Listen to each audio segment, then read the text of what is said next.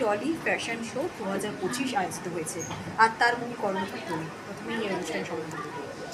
First of all মানে আমার এইটা প্রথম করছি আমি অনুষ্ঠানে। এতদিন ধরে আমি শো ডিরেকশন সবার দিয়েছি, মানে নানান রকম অর্গানাইজের সাথে যুক্ত ছিলাম, কিন্তু এটা মানে পুরনো অভিজ্ঞতা থেকে বলছি যে আমার সত্যি খুব ভালো লাগছে। ভীষণ মানে একটা বলে না, একটা হ্যাপিলি ব্যাপার ফিল হচ্ছে।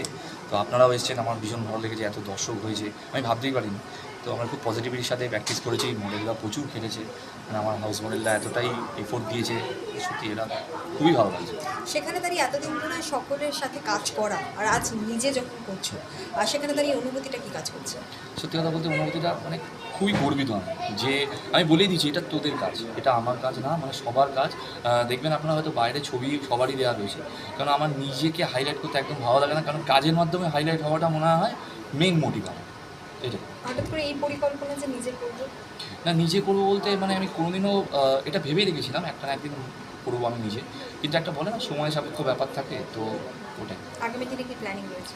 আগামী দিনে কিছু ভালো ওয়েব সিরিজ, মিউজিক অ্যালবামের কিছু প্ল্যান আছে, ক্রিয়েটিভিটির সাথে যেগুলো আর কি ইনভলভ থাকে। আমি বরাবরই আমি এক্সেপশনাল কাজ করতে পছন্দ করি, তো এবারেও আপনারা দেখতে পাবেন। নতুন কাজ, নতুন এন্টারটেনমেন্ট, তো দর্শক বন্ধুদেরকে কি বলতে চাই?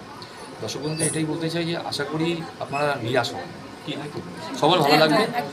এবার এরা বলবে, বাকিটা এরা বলবে। Thank you. Thank you.